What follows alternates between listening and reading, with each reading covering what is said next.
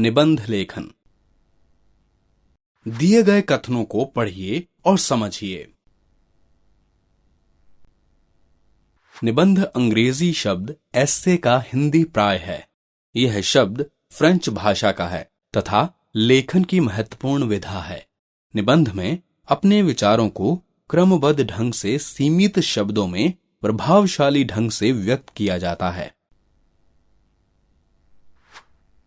निबंध लिखते समय इन बातों का ध्यान रखना चाहिए। निबंध दिए गए संकेत बिंदुओं के आधार पर ही लिखा जाना चाहिए।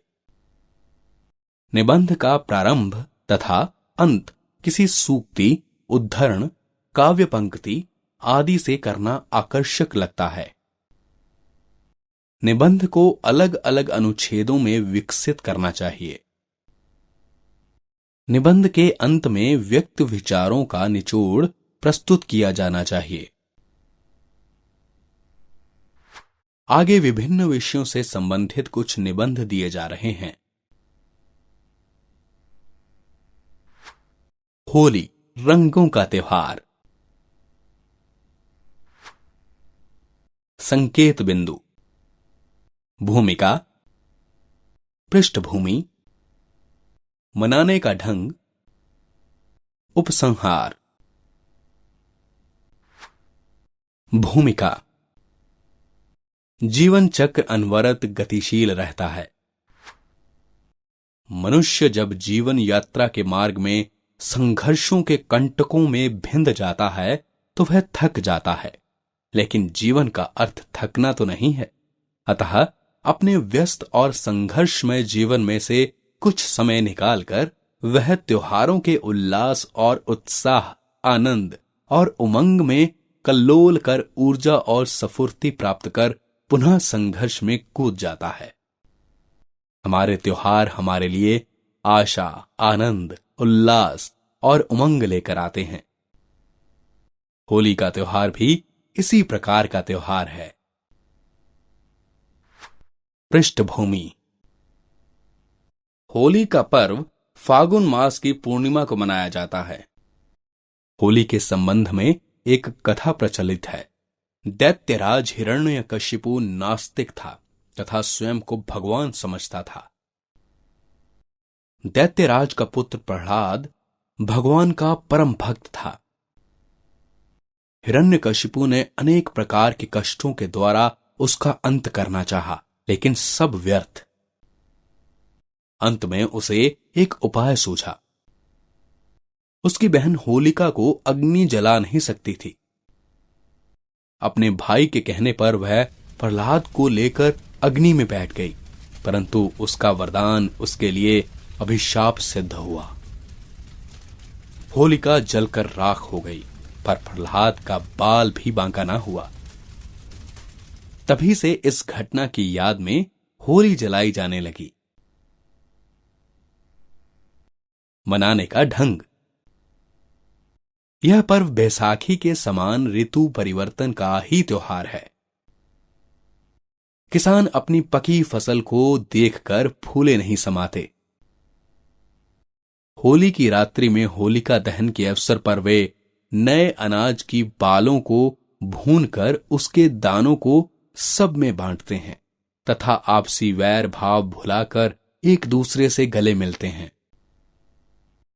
होली दहन के अगले दिन फाग खेला जाता है।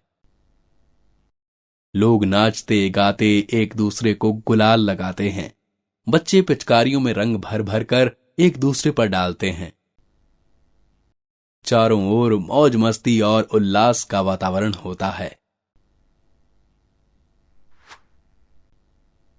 उपसंहार, सादगी और सौहार्दपूर्ण रूप से यदि इस त्योहार को मनाएं तो यह पर्व अपने उद्देश्य की पूर्ति करता है।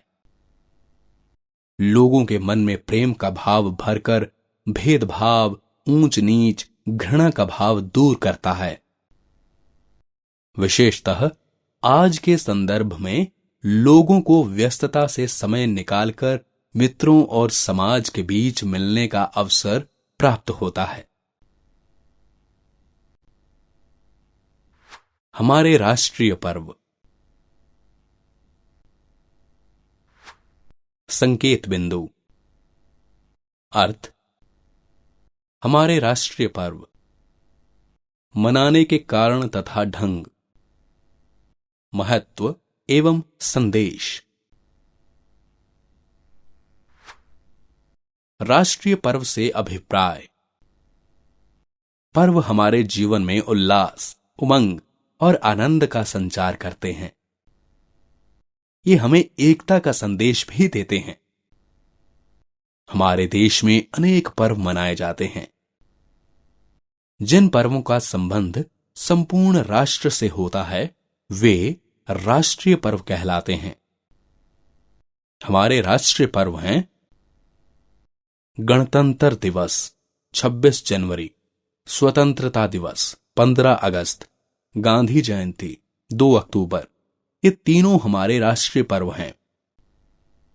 इनके अतिरिक्त शिक्षक दिवस 5 सितंबर, बाल दिवस 14 नवंबर और शहीद दिवस 30 जनवरी भी हैं, जो राष्ट्रीय स्तर पर आयोजित किए जाते हैं।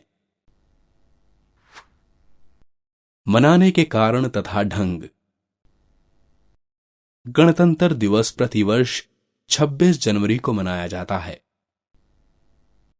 इस दिन स्वाधीन भारत का संविधान लागू हुआ था तथा भारत सर्वप्रभुता संपन्न लोकतंत्रात्मक गणराज्य बना था। 26 जनवरी के अवसर पर पूरे देश में अनेक कार्यक्रम आयोजित किए जाते हैं।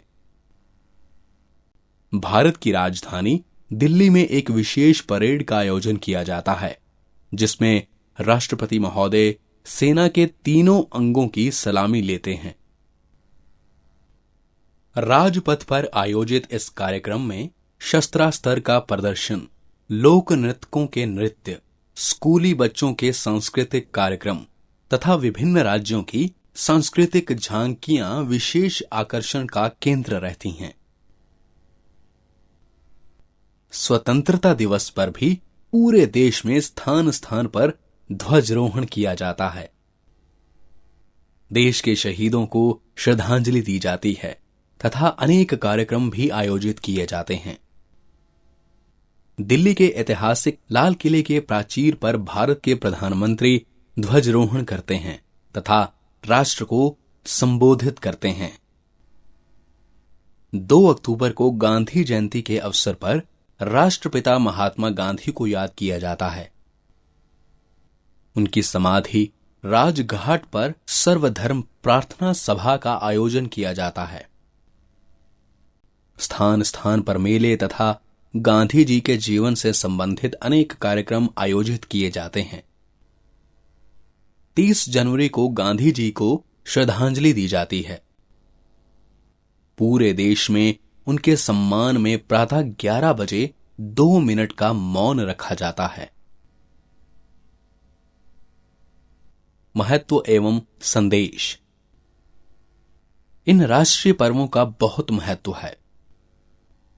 एक ओर ये हमें देश के शहीदों का स्मरण कराते हैं, उनके त्याग एवं बलिदान की याद दिलाते हैं, तो दूसरी ओर भारत के महान पुरुषों की याद दिलाते हैं। हमारा कर्तव्य है कि हम उनके जीवन से प्रेरणा लें तथा उन जैसा बनने का प्रयत्न करें। साथ ही गणतंत्र दिवस, स्वतंत्रता दिवस और शहीद दिवस पर देश की एकता, अखंडता बनाए रखने की प्रतिज्ञा करें। अन्य उदाहरण आपकी पुस्तक में दिए गए हैं, उन्हें ध्यान से देखिए